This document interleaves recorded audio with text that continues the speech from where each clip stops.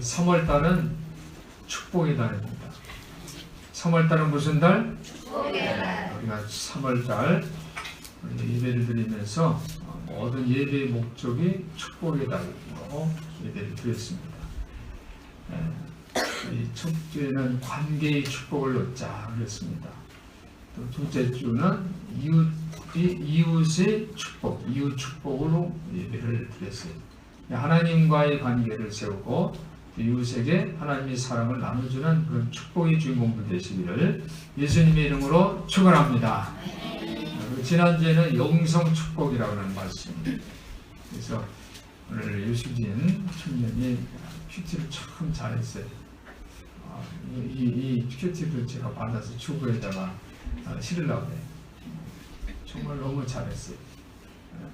하나님은 중심을, 사람은 외모를 보지만 하나님은 중심을 보는데, 하나님이 감동을 받으면 우리가 축복의 주인공이 될 줄 믿습니다. 그래서 하나님이 일꾼으로서 정말 자긍심을 갖고 오늘 발표하는 것을 보면서 믿음이 엊그제 정말 요 자리에서 이제 이 무대가 달라졌지만 거기서 율동하고 주일학교 2학년 어린이가 율동하던 모습이 눈에 선하게 벌써 하나님의 나라의 일꾼으로 세워진 것을 보면서 너무 감사했습니다. 우리 성도들이 하나님이 주시는 그 은혜, 성령 받으시고 영성의 주인공들 되시고 하나님 나라의 충성스러운 일꾼들 되시기를 예수님의 이름으로 축원합니다. 그래서 관계, 이웃, 영성이라는 이 키워드는 이 축복에서 굉장히 중요해요. 오늘 우리가 드리는 예배의 목적은 변화 축복입니다. 한번 따라해보실까요? 변화 축복. 오늘 예배 드리는 목적은 변화 축복입니다. 여러분들이 변화돼서 하나님 나라에 크게 쓰임받는 충성스러운 일꾼들 되시기를 예수님의 이름으로 축복합니다. 오늘 요한복음을 본문으로 선택을 했는데, 오늘 본문의 내용은 죽은 자가 다시 살아나는, 나사로가 죽었는데 다시 살아나는 그 기적의 이야기입니다. 이 요한 사도는 요한복음에서 변화의 그 기적을 7가지를 이야기를 이제 설명을 합니다. 근데 요한은 너무 이 이야기의 달인이에요. 너무 재미있게 하나님이 변화시키는 그 기적을 재미있게 서술을 했어요. 그래서 요한복음에는 예수님의 7가지 기적의 이야기가 있어요. 요한복음에는 예수님이 몇 가지 기적의 이야기가 있다고요? 큰 소리로 몇 가지? 7가지. 이거 알고 싶잖아요, 그죠? 7가지가 뭐지? 하고 알고 싶죠? 네. 첫 번째로는 요한복음 2장에 있는데, 물이 변해서 포도주가 되는 거예요. 물이 변해서 가나안 혼인잔치에서 포도주가 다 떨어졌는데 예수님이 이 물을 포도주로 바꿨어요. 할렐루야. 예수님이 제자들이 그걸 보고 믿었더라. 그렇게 성경은 기록이 되어 있습니다. 두 번째는 요한복음 4장인데, 왕의 그 신하, 그 아들이 병이 들었어요. 죽게 됐어요. 병이 들었는데 그냥 감기처럼 뚝 떨어지고 나가는 것이 아니라 죽게 됐어요. 그래서 예수의 소문을 듣고 예수님께 와서 우리 아들을 살려달라고, 고쳐달라고 그렇게 간구를 했어요. 그런데 예수님이 그 말을 듣고 왕의 신하를 보고서 그 간청하는 그것을 듣고 내 아들이 살았다 이런 말을 하셨어요. 그러면 왕의 신하가 그 예수님의 말을 그대로 믿었어요. 할렐루야. 그 말을 믿고, 그러니까 예수님 우리 집에 와서 우리 애를 살려주세요. 그래서 예수님이 쫓아가서 예수님이 역할을 해서 아들이 살린 게 아니라 예수님이 한 말을 그대로 믿고 돌아갔어요. 여러분, 주님의 말씀을 믿으시기를 예수님의 이름으로 부탁을 드립니다. 예수님의 말씀을 그대로 믿어야 돼요. 그럴 때 축복의 주인공이 되는 거예요. 그래서 왕의 신하가 예수님의 말을 믿고 집으로 돌아가는데, 돌아가다가 그 신하가 다시 오면서 만났어요. 왕의 신하의 그 종들을 만났어요. 그런데 신하의 종들이 왜 왔냐면 이제 아들이 살았다는 걸 알려주기 위해서 온 거예요. 그래서 길에서 도중에서 만났는데 언제 그러면 우리 아들이 살았냐? 시간을 말하니까 예수님이 네 아들이 살았다. 그때 왕이신 아들이 살았어요. 할렐루야. 이게 두 번째 기적이에요. 세 번째는 요한복음 5장 있는데 예루살렘에 가면은 베데스다 목가가 있어요. 베데스다 목가. 거기는 가끔 물이 그 못이 이렇게 움직여요. 움직이는데 그 움직일 때 무슨 병을 걸린 사람들이 그 못으로 들어가면 병이 낫는 거예요. 근데 거기에 38년 된 병자가 있었어요. 자기도 병을 낫고 싶어서 거기에 들어가고자 하는데 물이 동할 때 다른 사람이 먼저 가서 물속에 들어가는 거예요. 그래서 38년 된 병자는 병이 고칠 가망이 없어요. 예수님께서 그 병자를 보시고, 한번 따라 보시고, 예수님은 병자를 보시는 것을 여러분 믿으시기 바랍니다. 우리 연약한 부분, 우리 아픔을 예수님 보시는 것을 믿으시기 바랍니다. 예수님 그걸 보셨어요. 보시고 네가 낫고자 하느냐? 아니까 주여 내가 낫고 싶은데 다른 사람들이 먼저 가서 못에 들어갑니다.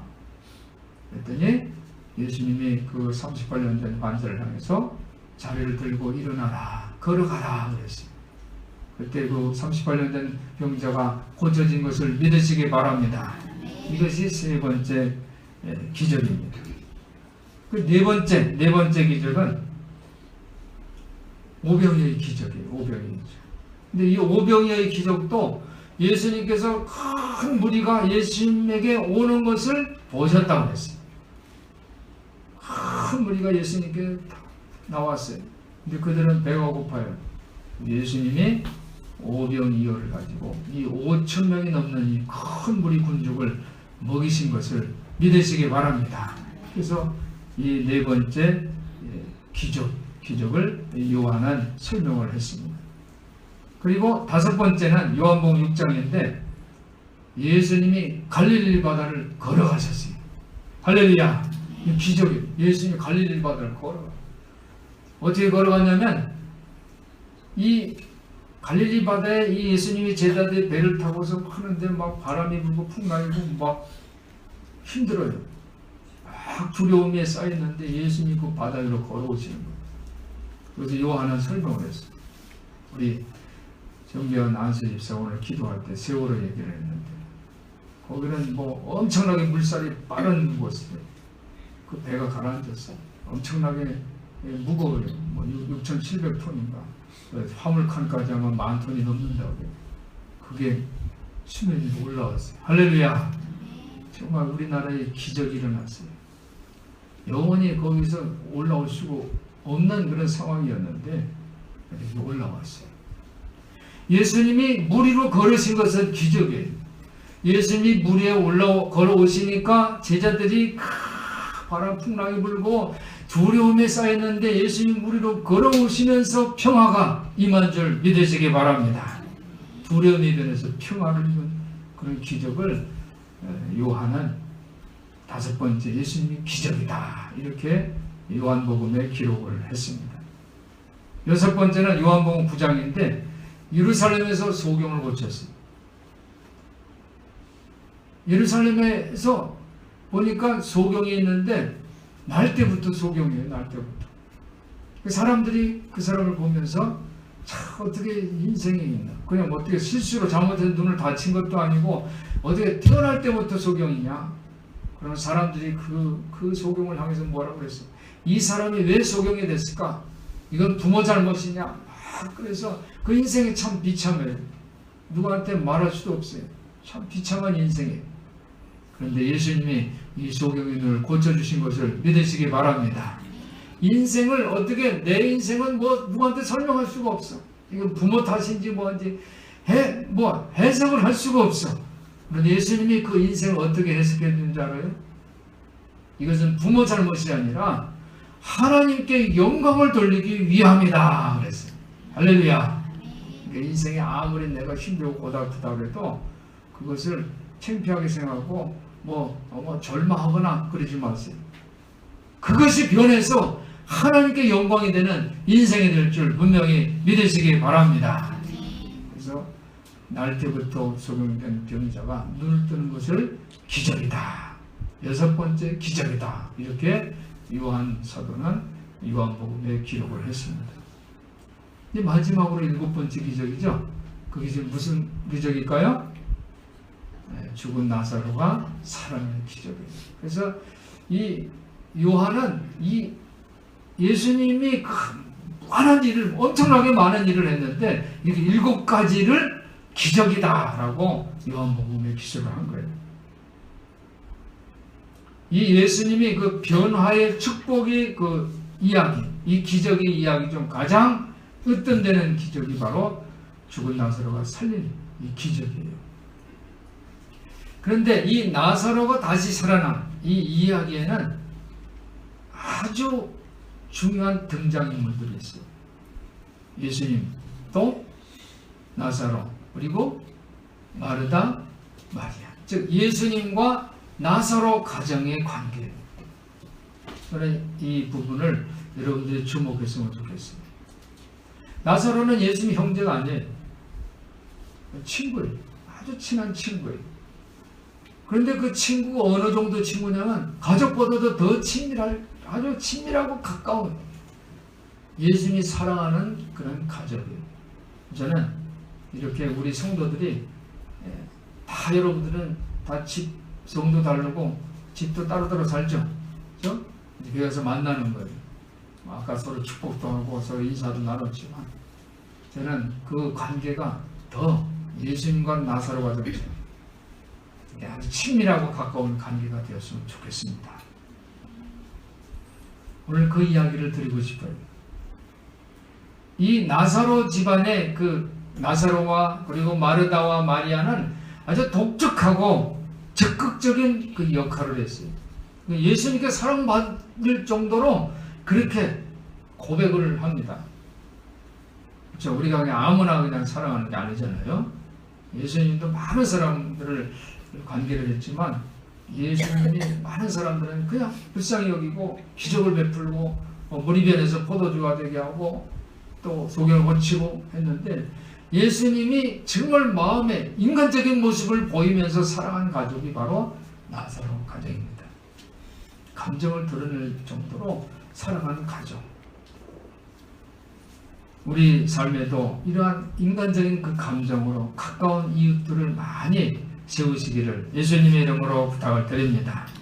여러분 주변에 친구 같은 그리고 가족 같은 이웃들이 주변에 많이 만드시기를 예수님의 이름으로 축복합니다. 오늘 본문에 3절 11장 오늘 11장 17절부터 되는 3절에 보면 누이들은 마르다와 나사로의 누이들은 마르다와 마리아죠. 누이들이 예수께 사람을 보내서 나사로 오빠가 이제 죽게 된 것을 그렇게 통조를 합니다. 주여 보시옵소서 사랑하시는 자가 병들었나이다. 한번 따라해 보실까요? 사랑하시는 자가 그러니까 말을 전갈할 때도 예수님에게 사랑하시는 자가 다른 사람들 다 아는 거예요. 이 나사로를 얼마나 사랑하는지 그걸 알아요. 우리도 이거 여러분들 중에 보면 아주 친한 특히 다른 사람보다 더 친한 사람도 우리가 알 수 있잖아요. 친하게 지내는 예수님이 사랑하는 자는 바로 나사로예요. 나사로 사랑하시는 자가 병들었나이다. 5절 보니까 예수께서 본래 마르다와 그 동생과 나사로를 어떻게 해요? 사랑하시더니 예수님은 마르다, 마리아, 나사로를 사랑하셨어요. 사랑하는 것 이게 참 중요해요. 그러니까 나사로와 그의 가족들을 향한 예수님이 그 친밀한 사랑 우리 인생에서 이런 친밀한 사랑을 이루시기를 예수님의 이름으로 부탁을 드립니다. 내 친한 사람이 있어야 돼요. 가족은 당연히 가족이지만 그 외에 아주 친한 사람들은 여러분들 만들어야 돼요. 친구가 참 중요하다고 그러잖아요. 예수님도 친구가 있었단 말이에요. 제자들 말고 그 친구가 누구예요? 나사로가 친구가 되니까 그 여동생들도 다 친하게 지낼 거예요. 친밀하게. 오늘 본문의 17절 보니까 이렇게 전가를 봐야지. 친한 친구가 지금 병들어서 죽게 됐는데 17절 보니까 예수께서 와서 보시니 나사로가 어떻게 해요? 무덤에 있은지 이미 나으리다 그랬습니다.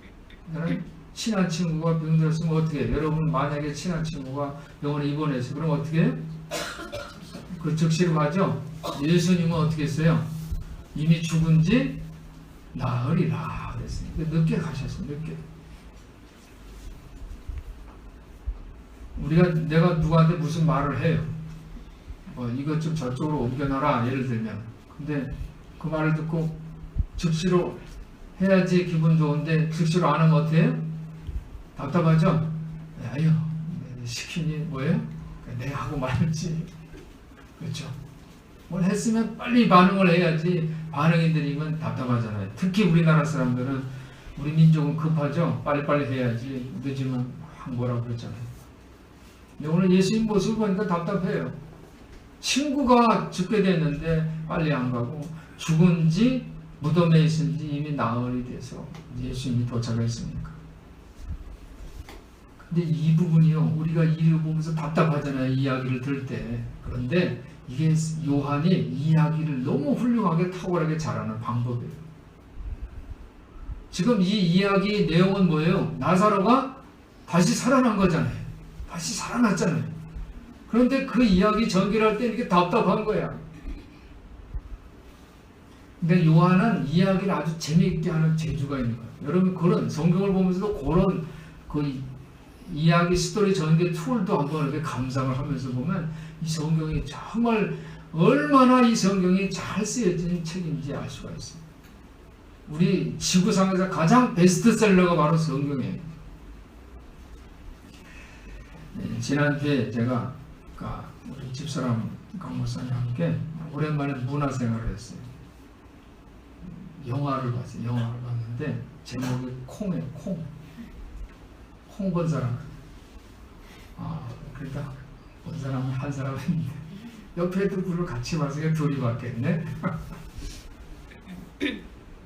이 콩을 처음에 이제 이렇게 보내는 먼저 킹콩이라는 영화도 있고 이야기 스토리는 뻔한데 그냥 우리가 머리도 그냥 식힐 겸 그냥 오락을 하는 기분으로 보자 해서 봤어요. 미리 얘기하면은 그게 스포일러라고 합니까? 하는데 그냥 도입적 장면 처음에 딱 진행되는 장면만 설명하면 2차 세계대전 때 일이에요. 일본과 미국과 일본의 전쟁을 하잖아요. 그런데 처음에 일본기, 미국기 공군기가 추락을 해요. 그런데 그 조종사가 낙하산 타고 떨어져요. 둘이 떨어졌어요. 둘이 떨어졌는데 하나는 미국 사람, 하나는 일본 군인 둘이서. 근데 서로 막 쫓기고 서로 죽이려고. 비행기가 떨어졌는데도 서로 막 죽이려고 막 쫓아오고 도망가고 막 그래요. 그러니까 영화를 보면서 눈이 막 누가 이길 건가 막 볼 거 아니에요. 막 하는데 나중에 이제 일본 군인이 일본도를 탁 칼을 빼가지고 이제 미국 군인을 죽이려고 해요. 막 그 칼이 막 가슴 쪽으로 막 들어가고 막 손을 잡고 막 피가 나고 이제 금세 이제 누가 이길 판이야. 근데 미국도 군인이 단도를 꺼내가지고 서로 이제 하여간 누가 죽든지 하나가 죽을 것 같아. 그런데 그 전력에서 킹콩 고릴라가 참 얼굴이 드러나는 거예요.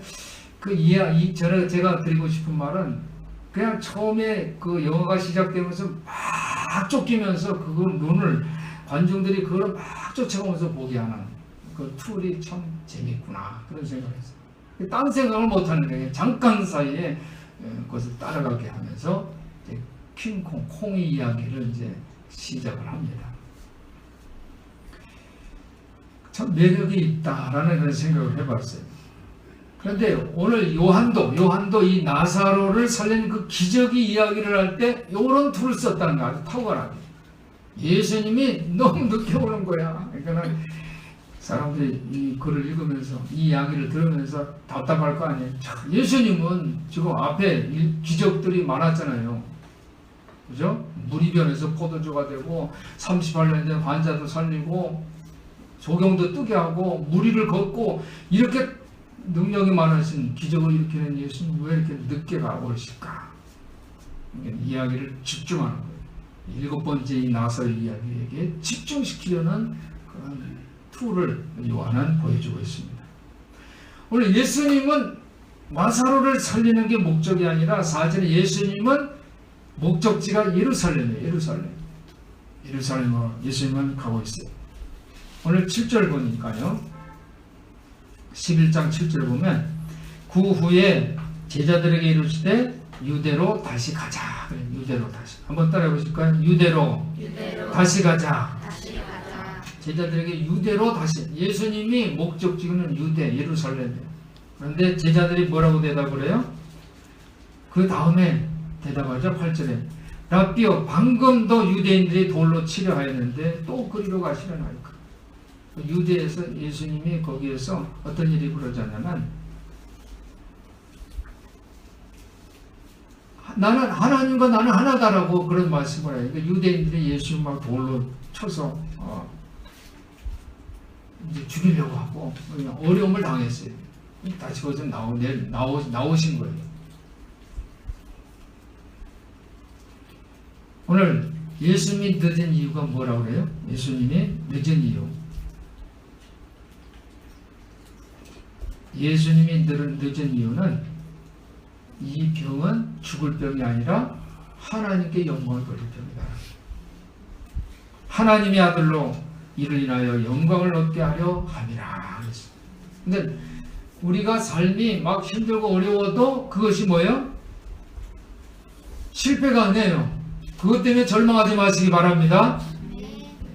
그게 다 하나님이 지금 계획이 있으시겠지. 하나님께서 내 삶을 들어서 쓰시겠지. 이런 믿음의 고백을 하는 주인공들 되시기를 예수님의 이름으로 부탁을 드립니다. 나사로가 지금 죽어서 사람들은 막 답답한 거예요. 왜 이렇게 늦게 왔냐고 지금 마르다도 여기 계셨다면 죽지 않았을 것이다. 마리아도 마찬가지로 이렇게 얘기하고 또 주변에 있는 사람들도 그렇죠? 오늘 37절 마지막 절에 어떤 이는 소경이 눈을 뜨게 한 이 사람이 그 사람은 죽지 않게 할 수 없었느냐 이렇게 얘기를 합니다. 그런데 이 모든 이 천천히 가는 이 한 걸음씩 가는 천천히 가는 이 모습이 바로 하나님께 영광을 한번 따라 하나님께 영광을 그러니까 이 늦은 걸음이 오히려 하나님께 영광을 돌리게 위한 거예요. 그런데 예수님을 함께 하는 이 제자들은 뭐라고 얘기하는지 보세요. 예수님이 11절에 보면 우리 친구 나사로가 잠들었다 그랬어요. 11절에 나사로가 잠들었다. 그러니까 그러나 내가 깨우러 간다 하니까 제자들이 주여 잠들었으면 낫겠나이다. 예수님이 잠들었다는 말은 죽음을 가리킨 말이라고 했잖아요. 13절에 예수는 거의 죽음을 가리켜 말씀하신 것이나 저희는 잠들어 쉬는 것을 가르쳐요. 제자들인데 선생님이 말씀을 하면 알아들어야죠. 잠들었다고 완곡하게 표현하는 건데 그러니까 이 잠이 들어서 쉬는 줄 아는 거예요. 그러면 낫겠네요. 예수님은 죽음을 가르쳐 얘기한 거예요. 이 장면은 예수님이 제자들이 예수를 이해를 잘 못하는 거예요. 예루살렘으로 예수님이 가는 목적이 있는데 제자들은 그 목적을 이해하지 못하고 방금 더 예수님이 힘들었는데 왜 또 가려고 합니까? 이렇게 대답을 해요. 나사로를 살리려고 예수님이 나사로가 잠들었다. 내가 깨우러 간다. 이런 말씀을 했는데 제자들은 잠들었으면 낫겠죠. 이렇게 대답을 합니다. 제자들이 알아듣지 못하는 그런 모습 그런 것을 우리가 발견할 수가 있죠. 그렇지만은 나사로의 자매들 마르다와 마리아는 어떻게 말을 합니까? 주님께서 여기 계셨다면 우리 오빠가 죽지 않아요. 예수님은 우리 오빠의 병을 고치실 수 있는 분이다. 치유할 수 있는 능력 있는 분이다. 이렇게 고백을 해요. 제자들은 아직 그런 부분이 부족하죠. 그런데 22절을 보니까 그러나 이제라도 주께서 무엇이든지 하나님께 구하시는 것을 하나님 주실 줄 압니다. 누가 그렇게 고백해요? 마르다가 이렇게 고백을 했어요. 사랑하는 성도 여러분, 여러분들이 이런 고백의 주인공도 되시기를 예수님의 이름으로 축원합니다. 그죠? 내가 지금 삶이 힘들어. 이제라도 한번 따라 이제라도 주님이 나를 만져주시면 내 문제가 다 해결되는 것을 믿으시기 바랍니다. 이렇게 고백을 할 줄 알아요. 그러니까 예수님이 그 가족을 사랑하는 거예요. 그 믿음도 훌륭하고. 더 나아가서 보세요. 치유, 이제라도 모든 문제를 다 해결해 주시다는 이런 믿음도 있는데 보면 23절에 보면 예수께서 가라사대 내 오라비가 다시 살리라 이렇게 말씀을 하시니까 24절에 마르다가 가로되 마지막 날 부활에는 다시 살 줄을 내가 아나이다. 와, 이 마르다는요 부활도 얘기해요. 부활. 마지막 날 부활에는 우리 오빠가 다시 살 걸 내가 믿습니다. 부활도 믿는 이 믿음 대단하죠. 마르다에게 부활의 믿음이 있습니다. 그런데 예수님이 25절에 나는 부활이요 생명이니 나를 믿는 자는 죽어도 살겠고, 예수 믿으면 죽어도 살겠고, 그 다음에 무릇 살아서 나를 믿는 자는 영원히 죽지 아니하리니 이것을 내가 믿느냐. 예수님이 가르치시는 아주 확실한 가장 중요한 말씀을 가르치는 거예요. 부활에 대해서 살아서 믿으면 죽지 않고, 그렇죠? 죽어서도 다시 살아나고.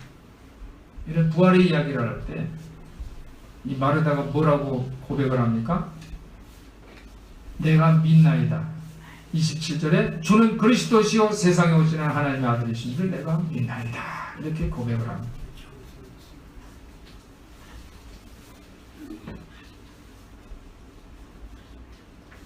그린 다음에 예수님이 하늘을 우러러 기도하죠. 이제 40절 이하 하늘을 우러러서 기도하면서 나사로와 나오너라. 이때 나사로가 다시 살아난 것을 믿으시기 바랍니다. 그러니까 나사로의 그 부활의 이야기는요, 예수님이 질병도 고쳐주시고, 그리고 더 나아가서 죽음의 세력도 물리치시는 것을 우리가 알 수가 있어요.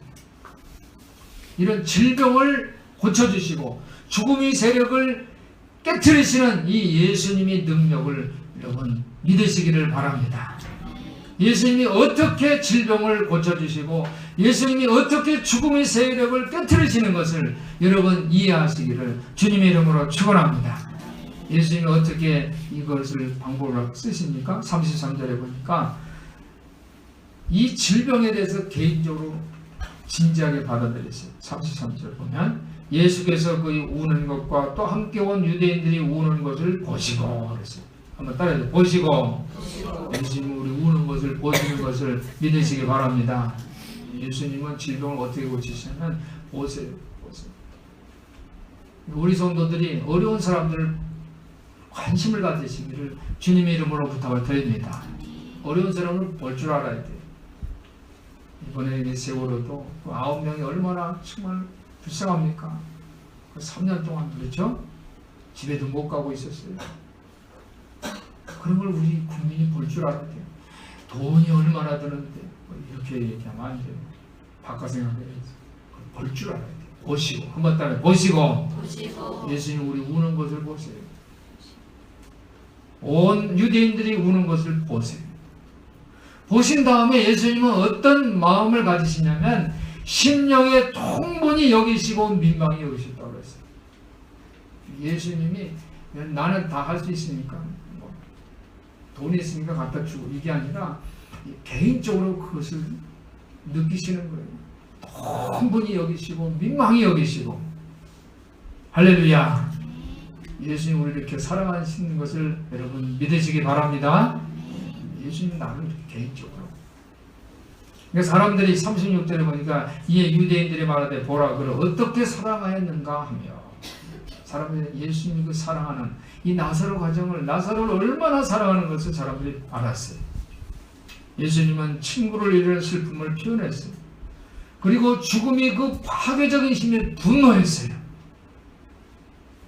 감정에 북받쳐 울게 하는 그 무엇이 예수님의 마음에 있었어요. 우리가 이 예수님의 마음을 우리 심령에 새기시기를 예수님의 이름으로 부탁을 드립니다. 오늘날 우리 주변에는 절박하고 고통스러운 그런 물음에 그 답을 굶주려 하는 이웃들이 있어요. 질병당한 사람, 사고당해서 어려운 사람, 고통당하는 사람들이 있어요. 그들을 보시는 우리 성도들 되시기를 예수님의 이름으로 부탁을 드립니다. 사도 바울은 너희는 우리의 편지다. 고린도후서 3장 2절에 이렇게 말을 하죠. 예수님은 제자들에게 너희는 세상의 빛과 소금이다. 이렇게 말씀하셨습니다. 어제 제가 신방을 하면서 누가복음 8장 15절 말씀을 여기 권사님에게 드렸는데 좋은 땅이라는 말씀을 드려서 좋은 땅. 한번 따라해 보실까요? 좋은 땅. 네, 좋은 땅에 있다는 것은 무슨 뜻이냐? 누가복음 8장 15절 보면 착하고 좋은 마음. 한번 따라해. 착하고 좋은 마음. 내가 좋은 땅에 있어야지 결실을 맺잖아요. 30배, 60배 결실 맺잖아요. 그렇죠? 복을 받는단 말이에요. 근데 그 좋은 땅이 뭐냐면 착하고 좋은 마음. 착하고 좋은 마음.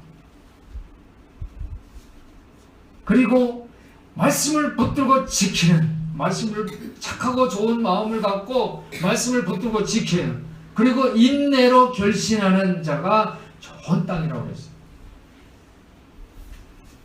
여러분 마음에 착하고 좋은 마음으로 말씀을 듣고 인내하고 지켜서 결실을 맺으시기를 예수님의 이름으로 축원합니다. 오늘 우리가 변화의 축복을 누리기 위해서는 예수님과 나사로와 같은 그런 친밀한 이웃을 갖는 거예요. 마르다와 마리아와 같이 예수님을 사랑하는 그 이웃을 두는 거예요. 그리고 그들이 슬픔, 고통에 민감하게 반응하고 예수처럼 그 심령의 통분이 여기고 민망히 여기는 그 사랑을 표현하는 우리 성도들 되시기를 예수님의 이름으로 축원합니다. 예수님은 나를 믿는 자는 죽어도 살겠고 살아서 믿는 자는 죽지 않을 것이라는 이 선언을 하셨어요. 우리가 서로 사랑할 때에 사람들은 우리가 하나님의 자녀인 것을 볼 것을, 우리 성도들이 하나님의 자녀들로 서로 사랑하고 그런 삶을 살면 하나님이 크게 기뻐하시고 변화의 축복을 내려주실 줄 믿습니다. 이런 축복의 주인공들 되시기를 예수님의 이름으로 축원합니다. 기도하겠습니다.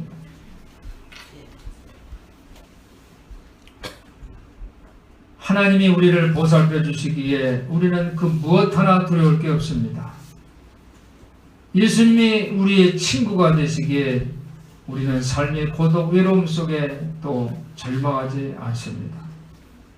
성령님이 우리의 인도자가 되시기에 우리는 세상의 혼란스러움 속에서도 삶의 목표와 방향을 잃지 않습니다. 성삼위일체 하나님, 예수님, 성령님, 이 땅에 우리의 순례가 끝나는 그날까지 우리를 눈동자처럼 지켜 주시옵소서. 우리 삶이 하나님 나라 천국을 이 땅에 세울 때에 작은 씨앗 하나 돼서 변화의 축복을 받는 주인공들이 다 되게 하여 주시옵소서.